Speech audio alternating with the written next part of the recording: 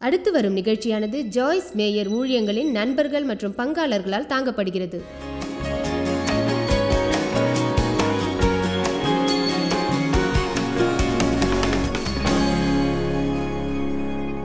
நான் வாயாலும் வார்த்தையாலும் பைபிளில் உள்ள சகல வாசகங்களையும் குறித்து வைத்துக் கொள்வேன்.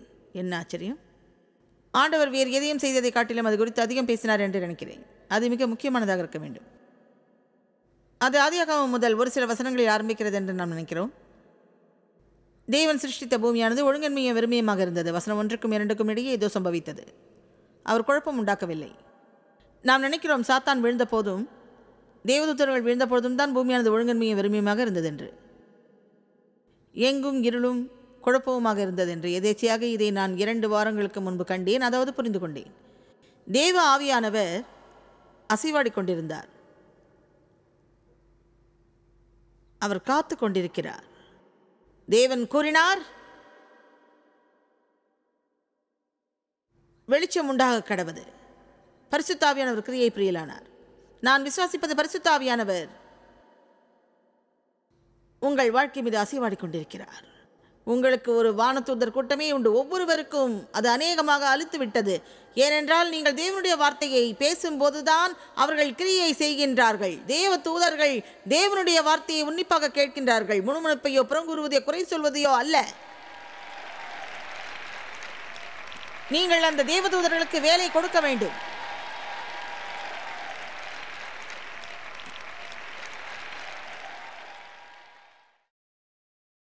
ஆவியானவர் அசைவாடி கொண்டிருக்கிறார். காலை விழித்ததும் உங்களிடம் என்ன உண்டு என்பதை கூறி அதை மேன்மேலும் கேட்காதீர். விழித்ததும் தேவன் கூறுவதை கூறுங்கள். இந்த காரியம் மாறக்கூடும். தேவனால் கூடாத காரியம் ஏதும் இல்லை. அது எவ்வாறு காணப்படுகிறது என்ற கவலை இல்லை. எத்தனை காலம் செயலற்று கடந்தது என்ற அக்கறை இல்லை. எத்தனை துர்நாற்றம் உடையது என்ற கவலை இல்லை. தேவன் தேவனாகவே இருக்கிறார். நான் ஏதோ ஆன்மீக உற்சாக கூட்டம் போன்ற ஒன்றை மட்டும் நடத்த முயற்சிக்கவில்லை. இதை நான் விசுவாசிக்கின்றேன். இது என் வாழ்க்கையில் கிரியை செய்வதை நான் கண்டுள்ளேன். எசேக்கியேல் 37. கர்த்தருடைய கை என் மேல் அமர்ந்து கர்த்தர் என்னை ஆவிக்குள்ளாக்கி வெளியே கொண்டு போய் எலும்புகள் நிறைந்த ஒரு பள்ளத்தாக்கின் நடுவில் நிறுத்தி என்னை அவைகளின் அருகே சுற்றி நடக்க பண்ணினார். இதோ பள்ளத்தாக்கின் வெட்ட வெளியிலே அந்த எலும்புகள், மனித எலும்புகள் மகா திரளாய் கிடந்தது. அவைகள் மிகவும் உலர்ந்ததுமாயிருந்தது. வெறும் எலும்புகள் அல்ல, மிகவும் உலர்ந்த எலும்புகள். அவர் என்னை நோக்கி, மனுபுத்திரனே, இந்த எலும்புகள் உயிரடையுமா என்று கேட்டார். அது கர்த்தர் உம்மிடம் இவ்வாறு கூறுவது போல் இருக்கிறது. என் பிள்ளாய், இதை நான் மாற்றக்கூடும் என்று நீ விசுவாசிக்கிறாயா? சவத்திற்கு என்னால் உயிர் கொடுக்க முடியும் என்பதை நீ விசுவாசிக்கிறாயா? லாசரஸை நான் உயிரோடு எழுப்ப முடியும் என்று விசுவாசிக்கிறாயா? ஒருவேளை நீ உன் பிரச்சனையை லாசரஸ் என்று அழைக்க வேண்டும். நீங்கள் சென்று கூற வேண்டும், நீ உயிர் பெறும் தருவாயில் உள்ளாய் என்று. ஆமென். சவக்குழியிலிருந்து நீங்கள் வெளியே வருகிறீர்கள். இந்த எலும்புகள் உயிரடையுமா? நாம் நற்செய்தி எடுத்துக்கொள்வோம். அவர் என்னை நோக்கி, மனுபுத்திரனே, இந்த எலும்புகள் உயிரடையுமா என்று கேட்டார். அதற்கு நான், தேவரீர், நீரே அதை அறிவீர் என்றேன். இல்லை, நீர் ஒருவர் மாத்திரமே அறிவீர் என்றேன். இது எனக்கு மிக பிடிக்கும். தயவுசெய்து இது புரிந்து கொள்ளுங்கள். அப்பொழுது அவர், நீ இந்த எலும்புகளை குறித்து தீர்க்க தரிசனம் உரைத்து, அடேங்கப்பா, அவைகளை பார்த்து சொல்ல வேண்டியது என்னவென்றால், உலர்ந்த எலும்புகளே, கர்த்தருடைய வார்த்தையை கேளுங்கள் என்றார்.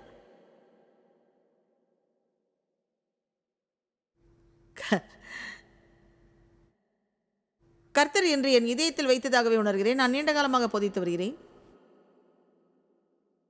நீங்கள் அறிவீர்கள், இத்தகைய காரியங்களை நான் அடிக்கடி பகிர்ந்து கொள்வதுண்டு. ஏனென்றால் அது அப்படி ஒரு முக்கியமான கோட்பாடு. மேலும் நான் சிந்திக்க துவங்குவதில் மிக எச்சரிக்கையாக இருந்தாக வேண்டும். அவை அதை கேட்டுவிட்டன. இன்று பிற்பகல் தேவன் என் உள்ளத்தில் ஒரு செய்தியை கூறினார். நீ இந்த கூட்டங்களுக்கு செல்லும் போது நீ கூற ஆயத்தமாவதை அங்குள்ள எவரும் அதுவரை கேட்டிராதவரை போதிக்க வேண்டும் என்று. இங்கே நீங்கள் உள்ளே நுழைந்த போது உங்கள் வாய்க்கு உங்கள் பிரச்சனைகளோட சம்பந்தம் ஏதேனும் உண்டென்று எவ்வித சிந்தனையும் இன்றி, ஒருவேளை 200, 300, 400 பேர், ஒருவேளை 1000 பேர் இங்கே இருக்கக்கூடும். அதை நான் அறிய முன் ஆண்டுக்கணக்கில் சபைக்கு சென்றேன். ஆமென். கர்த்தருடைய வார்த்தை இந்த எலும்புகளுக்கு தீர்க்க தரிசனமாக உரைக்க கடவீர். கர்த்தராகிய ஆண்டவர் இந்த எலும்புகளை நோக்கி, இதோ நான் உங்களுக்குள் ஆவியை பிரவேசிக்க பண்ணுவேன், அப்பொழுது உயிரடைவீர்கள். நான் உங்கள் மேல் நரம்புகளை சேர்த்து உங்கள் மேல் மாம்சத்தை உண்டாக்கி உங்களை தோலினால் மூடி உங்களில் ஆவியை கட்டளையிடுவேன். அப்பொழுது நீங்கள் உயிரடைந்து நான் கர்த்தர் என்று அறிந்து கொள்வீர்கள். நேர்மையும் தாழ்ச்சியுமான பணிவிடையை அறிவுறுத்தும் சர்வ வல்ல ஆட்சியாளர் என்று புரிந்து கொள்வீர்கள், உணர்ந்து கொள்வீர்கள் என்று உரைக்கிறார் என்று சொல் என்றார். கட்டளையின்படி நான் தீர்க்க தரிசனம் உரைத்தேன். அவர் உங்களிடம் எதை கூறினாலும் செய்யுங்கள். நான் வீட்டை சுற்றிலும் சென்று வெற்றிடத்தில் உறக்க பேசுறது மடமேன்னு உணர்வேன். நான் வீட்டை சுற்றி நடந்து, நான் தலை வால் அல்ல, மேல் கீழல்ல, நான் அநேக தேசங்களுக்கு கடன் கொடுக்கிறேன், ஒருபோதும் கடன் வாங்க தேவையில்லை, நான் கை வைக்கும் யாவும் செழிக்கும் ஜெயமாகும், நான் பரிசுத்த ஆவியால் நிரப்பப்பட்டுள்ளேன், பரிசுத்த ஆவியில் நான் நீதியும் அமைதியும் மகிழ்ச்சியும் உடையவனாக இருக்கிறேன், கிறிஸ்து இயேசுவுக்குள் ஜீவிப்போருக்கு அழிவு இல்லை, கர்த்தர் என்னை நேசிக்கிறார், அவர் என்னை அன்பு செய்கிறார், அவர் என் மீது வாந்தியாக இருக்கிறார் என்று கூறுவது அபத்தம் என்று கருதுகிறேன். நான் வெற்றி பெற்றேன் என்றால் முட்டாள் என்பதை பற்றி கவலை இல்லை. இதை நான் 2 வாரங்களுக்கு முன்புதான் வாசித்தேன். உண்மையில் ஒருவர் அதை என்னோடு பகிர்ந்து கொண்டார். நீங்கள் பிறர் உங்களிடம் கூறுவதை நம்புவதை விட நீங்கள் கூறுவதையே நீங்கள் கேட்பதை பெரிதும் நம்புகிறீர்கள் என்பது விஞ்ஞான ரீதியாய் நிரூபிக்கப்பட்டு உள்ளது. அது சிரிக்கத்தக்கது சகோதரனே.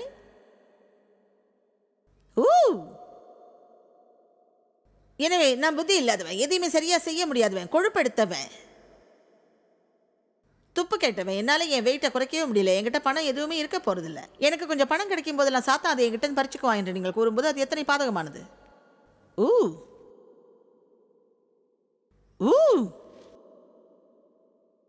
நான் 2012 வாய் குறித்து ஒரு புது புத்தகம் எழுதப் போகிறேன். மேலும் முகப்பாட்டை மீது ஒரு பெரிய வாயும் அதன் மீது ஒரு ஜிப்பும் வைக்கலாம் என்று நினைக்கிறேன். மக்கள் ஒருவேளை இதை வாங்குவார்கள் என்று நினைக்கிறீர்களா? அதற்கு ஜிபி ஒரு லிப் என்று நான் பெயரிடக்கூடும்.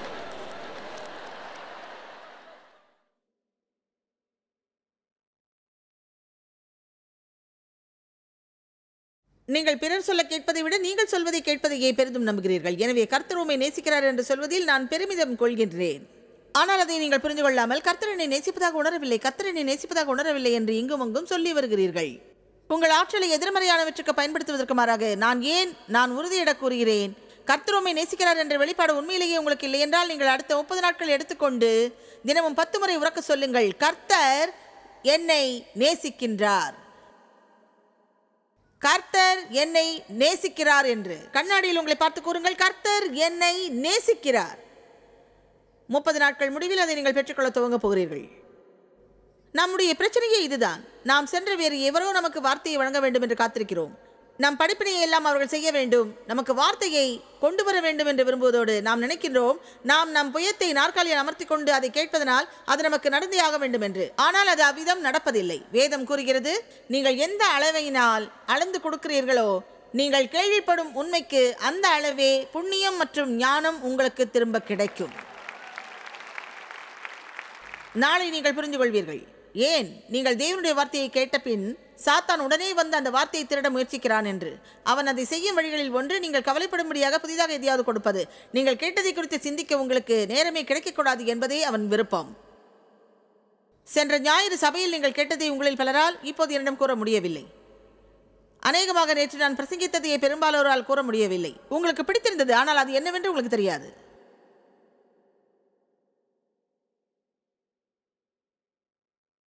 ஒருவேளை எல்லோரும் அல்ல, ஒரு சிலர்.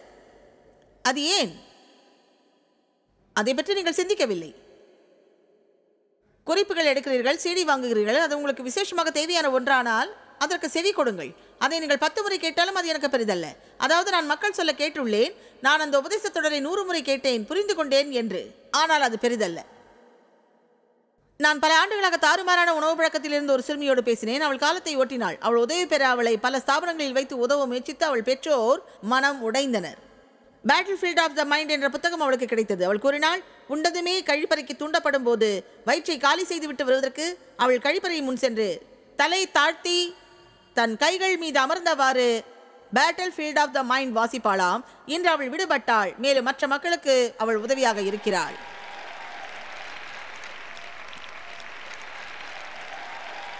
ஒருவேளை நீங்கள் சற்று மாறுபட வேண்டும். வீட்டில் யாரும் இல்லாத போது உறக்க பேசுங்கள், கண்ணாடி இருக்கிறது.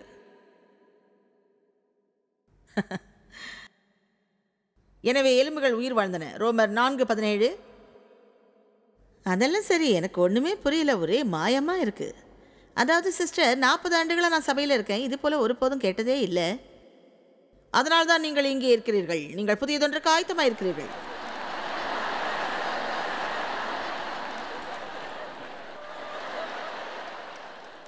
ரோமர் 4:17. அநேக ஜாதிகளுக்கு உன்னை தகப்பனாக ஏற்படுத்தினேன் என்று எழுதியிருக்கிறபடி அவன் தான் விசுவாசித்த தேவனுக்கு முன்பாக நம் எல்லோருக்கும் தகப்பனானான். இது தேவன் எத்தகையவர் என்று எடுத்து சொல்வதாகவும், மரித்தோரை உயிர்ப்பித்து இல்லாதவைகளை இருக்கிறவைகளைப் போல் அழைக்கிறவருமாய் இருக்கிறார். அவர் முன் அறிவித்து வாக்களித்துள்ளார். தேவன் இல்லாதவைகளை இருக்கிறவைகளைப் போல் அழைக்கிறவருமாய் இருக்கிறார். நாம் அவரிடம் ஒன்றன் பின் ஒன்றாக அறிக்கையிடுதல் அவசியம். தேவனை போன்று அதே காரியத்தை கூறுவதுதான் அறிக்கையிடுதலானது. கிரேக்கத்தில் பார்த்தால் தேவனை போன்று அதே காரியத்தை கூறுவது என்றதற்கு பொருள். நற்செய்தி வாசகங்கள் ஆபிரகாம் குறித்து பேசின. தேவன் ஒரு குழந்தையை வாக்களித்தார். ஆபிரகாம் மற்றும் சாராளின் சரீரத்திலிருந்து அவள் குழந்தைகளை பெற்றெடுக்க முதிர் வயதினளாக இருந்தபோது கருத்தரிக்கும் வயதினை அவள் கடந்து விட்டிருந்தாள். அவன் வயதோ 100, செத்தவனுக்கு சமம் என்று வேதம் கூறுகிறது. தேவன் வாக்குத்தத்தம் அருளிய போது அவர்கள் பெயரை மாற்றினார். பெயர்கள் இன்று நமக்கு இருப்பது போன்று அல்லாமல் அந்த காலத்தில் அவை மக்களுக்கு முக்கியமானவை. ஆபிரகாம் என்பதற்கு மாறாக அவனை ஆபிரகாம் என்று கர்த்தர் அழைத்தார். ஏனென்றால் ஆபிரகாம் என்றால் அநேக ஜாதிகளுக்கு தந்தை என்ற அர்த்தம். ஆபிரகாம், அவர் அதை கூறிய ஒவ்வொரு முறையும் அவர் கூறுகிறார், நீ குழந்தை பெறப்போகிறாய், குழந்தை பெறப்போகிறாய், குழந்தை பெறப்போகிறாய், குழந்தைகளை பெறப்போகிறாய். நான் ஆபிரகாம் என்று ஆபிரகாம் கூறிய ஒவ்வொரு முறையும் அவன் கூறுகிறான், நான் குழந்தைகள் பெறப்போகிறேன் என்று. சாராள் தன்னை குறித்து என்ன நினைத்தாலோ தெரியவில்லை. 90 வயதில் பெரும் எதிர்பார்ப்பு எதுவும் இருக்க வாய்ப்பில்லை.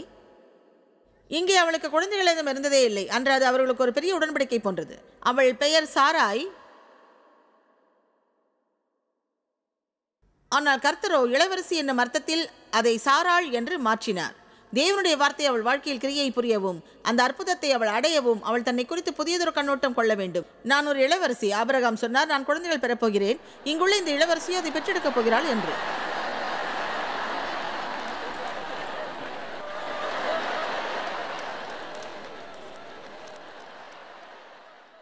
உங்கள் அறிக்கையிடுதலை இருக்க பற்றிக் கொள்ளுங்கள். உங்கள் இதயத்தில் இருப்பதே உங்கள் வாயிலிருந்து வெளிவருகிறது. உங்களுக்கு கவலை என்றால் அது வெளிவந்துவிடும்.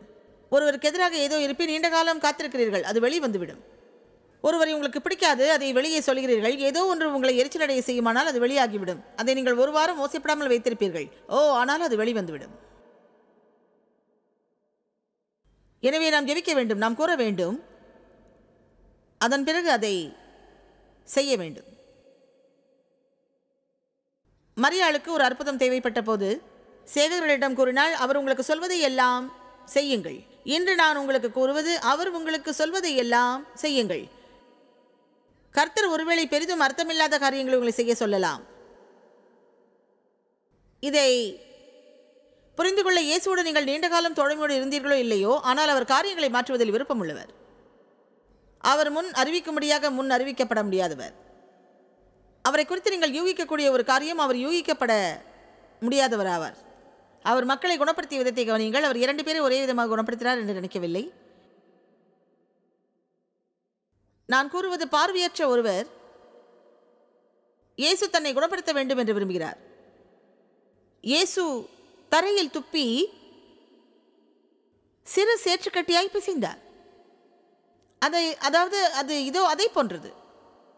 மன்னியுங்கள் இயேசு, அது அவ்வளவு சுகாதாரமானதல்ல. எங்களுக்கு ஒரு அற்புதம் தேவை. அது சுத்தமாக கிடைக்குமா? நீங்கள் எப்படி நடத்துவீர்கள் என்று கொஞ்சம் நினைத்து பாருங்கள். வேதம் கூறுகிறது, அவர் சேற்றை பிசைந்து அவன் கண்களில் பூசினார் என்று. பின்னர் அவர் கூறினார், அந்த குளத்துக்கு சென்று கண்களை கழுவு என்று. இப்பொழுது செய்தி இதுதான். பார்வையற்ற ஒருவரை நீங்கள் ஒரு இடத்துக்கு போக சொல்வதில்லை.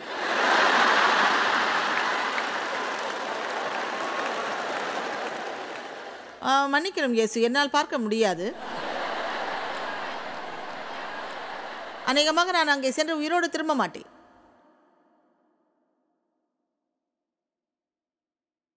அவன் புரட்டி போட வேண்டியிருந்த கல் அதுதான். அவன் விசுவாசப்படியை மேற்கொள்ள வேண்டியிருந்தது. இந்த இடங்களுக்கெல்லாம் செல்ல எனக்கு நேரம் கிடைக்க வேண்டும் என்று ஏங்குகிறேன். அவை மிக அற்புதமானவை. இயேசு கூறினார், அந்த குளத்துக்கு சென்று கண்களை கழுவு என்று. அவன் சென்று பார்வை பெற்று திரும்பினான் என்று மிக சாதாரணமாய் பைபிள் கூறுகிறது. இயேசு கூறினார், செல். அவன் சென்று பார்வை பெற்று திரும்பினான். அவர் கூறினார், செல். அவன் சென்று பார்வை பெற்று திரும்பினான். எனவே கர்த்தர் உங்களை போக சொல்லியும் நீங்கள் இன்னும் இங்கே இருக்கிறீர்கள் என்றால் உங்களால் பார்க்க முடியாத அதிசயம் அல்ல.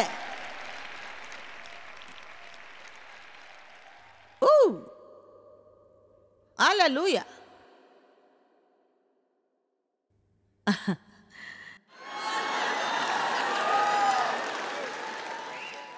பத்து தொழுநோயாளிகள் எங்களை குணப்படுத்தும். அக்காலத்தில் ஒரு தொழுநோயாளி குணமடையும் போது அவர்கள் குருவிடம் சென்று தங்களை காண்பிக்க வேண்டும். அவர்கள் மீண்டும் சமுதாயத்துக்குள் பிரவேசிக்கும் முன் குருவானவர் அவர்கள் சொஸ்தமானதை அறிவிக்க வேண்டும். அது அவர்கள் நியமத்தின் ஒரு பகுதி. எனவே இந்த ஆசாமிகள் வந்து கூறுவர், எங்களை குணப்படுத்தும். அவர் கூறினார், நான் குணப்படுத்துவேன். குருவிடம் சென்று உங்களை காண்பியுங்கள். இன்னும் அது நம்மிடையே உண்டு. அதனால் என்ன பயன்? இயேசுவே, குஷ்டரோகத்தால் இதோ என் கை அழுகி போய்விட்டது. இங்கு வேறு என்னவெல்லாமோ போய்விட்டது. இது கொஞ்சம் பார்க்கக்கூடாதா? ஆனால் வேதம் கூறுகிறது அவர்கள் சென்றனர். அவர்கள் சென்றது போல் குணமும் அடைந்தனர் என்று. நீங்கள் போய்கொண்டே இருக்க வேண்டும்.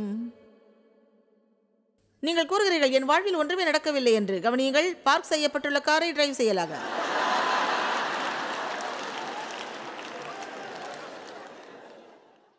கவலை அளிப்பது என்னவென்றால், அவர்கள் சென்ற ஆசாரியரிடம் தங்களை காண்பித்தார்கள். அவர்கள் சுத்தமாய் இருப்பதாக அவர் அறிவித்தார். புத்தமுதிய வாழ்க்கை துவங்க ஆயத்தமாயிருந்தனர். 10 பேரில் ஒருவர் மட்டுமே நன்றி கூற இயேசுவிடம் திரும்பி வந்தார். அது சற்று வருத்தம் அளிப்பதாய் உள்ளது. மக்களை அர்த்தமற்ற காரியங்களை செய்ய கூறுவது இயேசுவின் வழக்கமாக இருந்தது. அந்த கல்லை புரட்டி போடுங்கள். என்னால் அதை புரட்ட முடியாது, அது என்னை விட பெருசு. என்னால் அதை நகர்த்த முடியாது. அது மட்டுமல்ல, அவன் செத்து நாளாச்சு, நாற்றம் அடிக்கிறது. அதை நான் நகர்த்துவதா? பயங்கரமாக துர்நாற்றம் வீசும். நீர் ஏன் அவனை சாக விட்டீர்?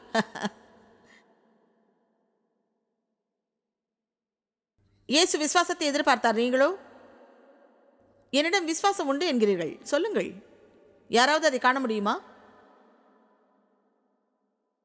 எங்களிடம் விசுவாசம் உண்டு என்று கூறுவதால் எந்த அர்த்தமும் இல்லை. விசுவாசத்தை எனக்கு காட்டும். உமது விசுவாசத்தை எனக்கு காட்டும். விசுவாசம் உங்கள் வாயிலிருந்து வெளிவருவதை என்னால் கேட்க முடிகிறது.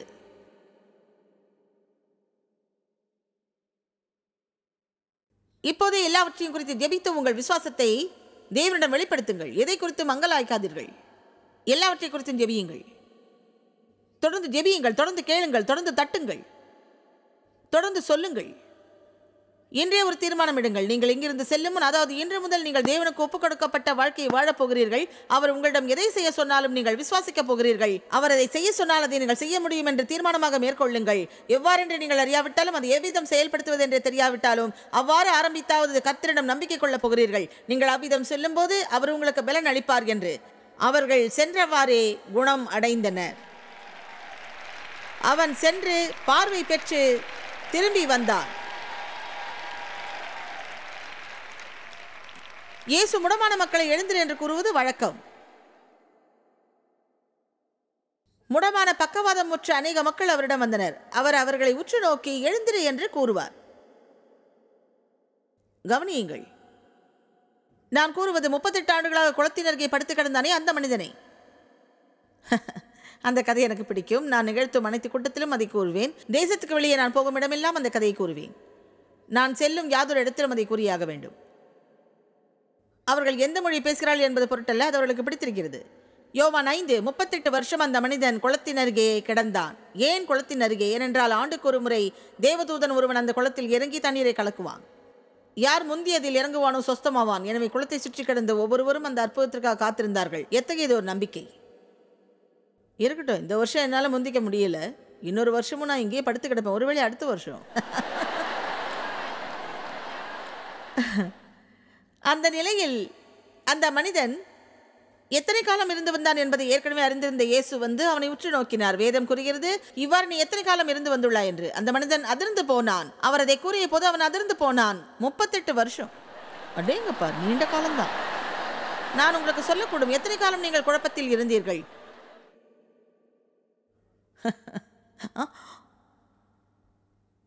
உங்கள் வயது என்ன? தேவனுடன் நீங்கள் எத்தனை ஆண்டுகள் நடந்து வந்துள்ளீர்கள்? அதற்கு சான்றாக எதை காண்பிக்கப் போகிறீர்கள்? எத்தனை பேருக்கு உதவி வந்துள்ளீர்கள்? ஒருவரின் வாழ்க்கையை மேம்படுத்த ஒவ்வொரு நாளும் என்ன செய்கிறீர்கள்?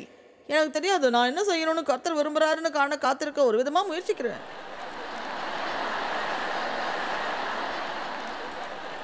என் கொடை என்ன என்பது எனக்கு தெரியவில்லை, என்னுடையதும் என்ன என்பது எனக்கு தெரியாது. ஆனால் என்னால் பேச முடியும் என்று தெரியும், எனவே அதை செய்து கொண்டிருக்கிறேன். ஆமென். பாதியாவது ஒழுங்காக செய்யக்கூடிய ஒன்றை கண்டறிந்து அதன்படி செயல்படுங்கள். அல்லேலூயா.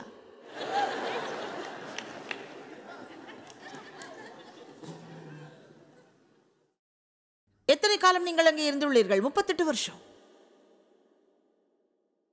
அவன் கூறினான், ஐயா, எனக்கு ரொம்ப பிடிக்கும், ஐயா, என்னை குளத்தில் கொண்டு போய் விடுவதற்கு ஒருவரும் இல்லை. முதல் தவறு.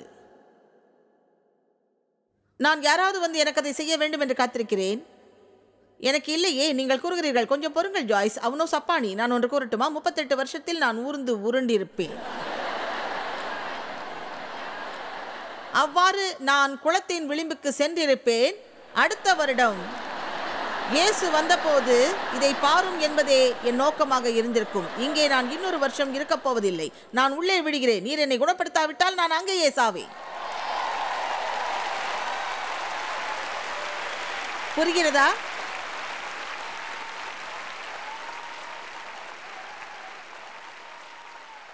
ஐயா, என்னை குளத்தில் கொண்டு போய் விடுவதற்கு ஒருவரும் இல்லை. நான் போகிறதற்குள் வேறொருவன் எனக்கு முந்தி இறங்கி விடுகிறான்.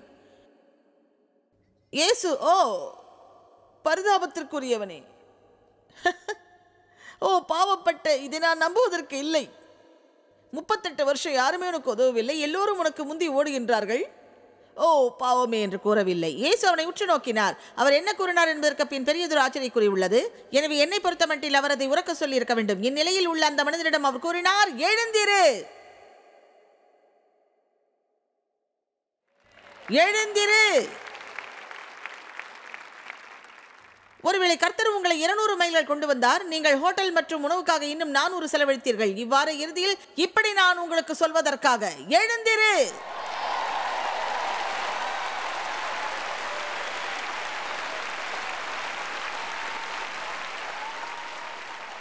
இயேசு அடுத்ததாக கூறியது என்னை மிக கவர்ந்தது. அவர் கூறினார், உன் படுக்கையை எடுத்துக்கொண்டு நட என்று.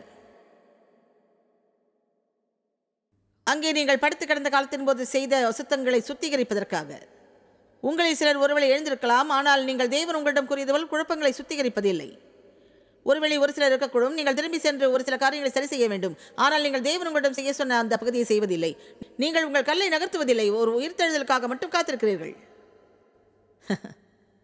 சொல்லுங்கள், நீங்கள் உங்கள் பங்கை செய்வதில்லை.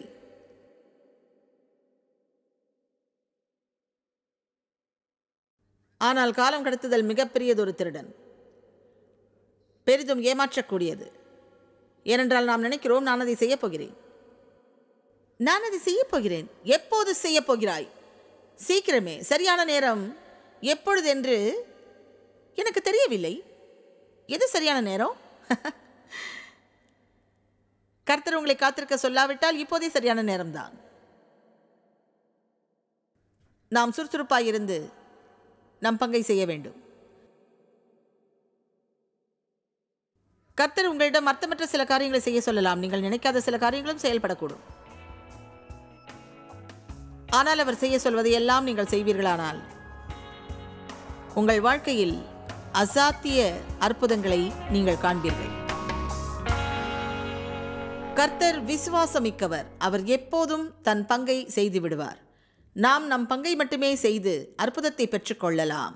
நினைவிருக்கட்டும், இயேசு லாசரஸை மீண்டும் உயிர் பெற்று எழச் செய்தார். ஆனால் அவர் அந்த கல்லை புரட்டும்படி மக்களிடம் கூறினார். தேவன் யாருக்கும் நல்லதையே செய்யக்கூடும், ஆனால் தேவன் உங்களுக்கும் நல்லதையே செய்யக்கூடும்.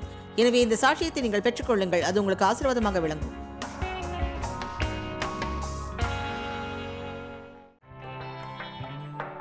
பங்காளர்களுக்கும் எங்களது நன்றியையும் பாராட்டுகளையும் தெரிவிக்கிறோம். ஒன்றாய் இணைந்து நாம் பசியுள்ளவர்களை போஷித்து உடைகளை கொடுத்து தேசங்களுக்கு சுவிசேஷத்தை சொல்லி வருகிறோம். எங்களை தொடர்பு கொண்டு உங்கள் ஜெப தேவைகள் மற்றும் எங்களின் வெளியீடுகள் பற்றி அறிந்து ஜாய்ஸ் அவர்கள் நிகழ்ச்சிகளை அறிந்து எங்களோடு இணைந்து தேவ அன்பை உலகிற்கு பரவச் செய்யுங்கள். அடுத்து வரும் நிகழ்ச்சியானது ஜாய்ஸ் மேயர் ஊழியங்களின் நண்பர்கள் மற்றும் பங்காளர்களால் தாங்கப்படுகிறது.